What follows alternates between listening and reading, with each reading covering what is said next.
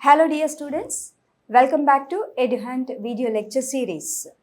We have finished aves, that is birds. How birds fly, the adaptations for flight, their morphological features and some anatomical adaptations, the general characters of the class aves we have discussed in the previous videos. And in this session, we are going to answer some multiple choice questions based on the previous concept, that is aves. Let's begin. Birds are. This question gives us information regarding excretion. This question is based on excretion. What is the excretory product of birds? That is uricotelic, ammonotelic and ureotelic, aminotelic. Ureotelic means uric acid, ureotelic is urea, uricotelic is uric acid is the excretory product, ammonotelic ammonia and aminotelic as amino products. Among these, the first option, uricotelic, that is uric acid, is being excreted by the birds. Name the birdman of India, the familiar person, that is Salim Ali, who observed so many birds and he explained so many features of birds and he had his research in bird field, that is ornithology. So for his research, he was named as the birdman of India, that is Salim Ali. Salim Ali is the birdman of India. Character of birds is. Among this, let's see the first option. Cladoic eggs, cleavage is equal and holoblastic. No. Though the eggs are cladoic eggs, what are meant by cladoic eggs? That is, the eggs are covered with hard shell. Because they are terrestrial, they should be protected by the hard shell from the outer external factors like predators and other temperature like that. Megalicidal eggs and cleavage is unequal and holoblastic. Cladoic eggs cleavage is unequal and holoblastic. Megalicidal eggs and cleavage is discoidal and meroblastic. The fourth option is correct. No doubt they are cladoic eggs and cleavage is discoidal and meroblastic cleavage. Megalicidal eggs, yolk is more amount of yolk is seen in the egg. Character of birds is unisexual and sexual dimorphism is absent. Bisexual and sexual dimorphism is absent. And unisexual and sexual dimorphism is present. Bisexual and sexual dimorphism is present. We know that birds are unisexual and the dimorphism is seen. Both male and female birds are different. Birds with amphibious nature. Amphibious nature means they are adapted to live in a hydrophytic aquatic environment as well as in terrestrial environment. That is dodo, kiwi, penguin, ostrich. We can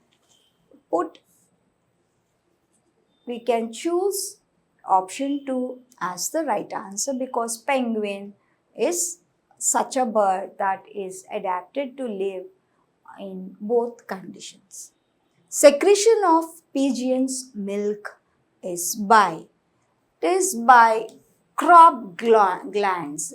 Crop glands secrete pigeon's milk. Pectin is a structure that occur in the eyes of. It is the structure that occur in the eyes of reptiles, birds, fishes, mammals. Birds' eyes have a membrane that is pectin in their eyes. Furculum, synsacrum and pygostyle bones are characteristic of birds. These are all seen in birds. Air spaces in bones of birds are helpful to lessen the body weight, to keep body warm, to regulate body temperature in blood circulation. It is air spaces especially mostly they do all the things. We just want to see the options once again. I'll correct the question. Air spaces in bones of birds are helpful in flying. It's a flight adaptation to lessen the body weight, and even though they regulate the temperature, it is more helpful in lessen the body weight. The flightless birds like rhea, kiwi and emu respectively belong to which countries? Rhea americana, it belongs to South America. Kiwi, we know that it's a New Zealand bird, and emu, it is in Australia. So the answer is South America, New Zealand and Australia. Which part of brain is likely to be best developed in a bird for its balanced aerial mode of life? That is cerebellum, that is present in the brain. This part helps for a bird for its balanced aerial mode of life. Large and well-developed sternum with keel in a bird suggests inability to fly, fast running adaptation, strong flying ability and fast swimming adaptation. Among these four, third option is correct. Which of the following characteristic is applicable for birds? Absence of urinary bladder, presence of dicondylic skull, ribs without uncinate process, and all the above. This is fourth option is the correct option. National bird of India. First of all, we should know what is our national bird. It is peacock. So next thing is, what is the scientific name of peacock? Pavo cristatus. This is the answer. Which one is not a flightless bird? Struthio, psittacular, emu, cassowary. Which one is not a flightless bird? That means it is flying bird. Struthio camellus, which is a flightless bird. Emu is also a flightless bird. Cassowary is also flightless bird. Psittacular, this is a parrot. Parrot is the correct answer. It is not a flightless bird. I just read it as which of the following is a flightless bird. All the three are flightless bird. Only Psittacula is the one which is not a flightless bird, which is not detectable in birds. Pectoral girdle, claws on forelimbs, pelvic girdle, scales on hind limbs. If you see the options clearly, if you read the options, it suggests one clue, that is claws on forelimbs. Are there claws on forelimbs? Because the forelimbs are modified into wings. Wings they do not possess claws. So the correct option is claws. Sometimes we need not know the answer, but we can choose the correct answer by just looking the options, by just reading the options. Some logical, like some common sense. This is a kind of question where common sense is necessary.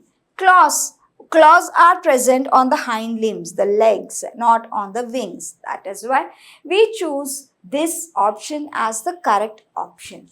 Which of the following is a flightless bird? Again, here it is given as not a flightless bird, it is given as a flightless bird. Psittacula, columba, and neophone and Struthio. So Struthio camillus is a flightless bird, which is an ostrich. Ostrich is a flightless bird. With this, we have finished the entire section of aves, class aves. In the previous videos, we have started with the animal kingdom with protozoa, the unicellular organisms, and then we moved towards the evolution, that is multicellular organisms, metazoa. Under metazoa, parazoa, eumetazoa, that is porifera. Under parazoa, where we have seen only the cellular organization but not the tissue grade of organization. And in metazoa, eumetazoa is there, where tissue grade of organization from tissues to organs, organs to organ systems, and finally the complete evolved body is seen in eumetazoa. In eumetazoa, we have started with Cnidaria or coelenterata. Then we have moved towards higher rank, higher class, that is, we have discussed as not in class, not as class, we have discussed as phylum, phylum protozoa, phylum porifera, phylum Cnidaria. Like that we have learned. So there are 7 major phyla. Among these 11 major phyla, among these 11, 10 major phyla are of invertebrate animals. They have no backbone, that is vertebral column. In the chordates, we have only one phylum. All the animals with vertebral column have been kept under a single major phylum, that is chordata. In chordata, we have seen hemichordata, urochordata, like that, and then vertebrata. Under that, Pisces, fish, and then we have seen tetrapods like amphibians, aves, reptiles, and finally mammals. We need to discuss the mammals in the next session. So with this, we have finished our session. In this next session, we'll come with more updates and more details of mammals. See you.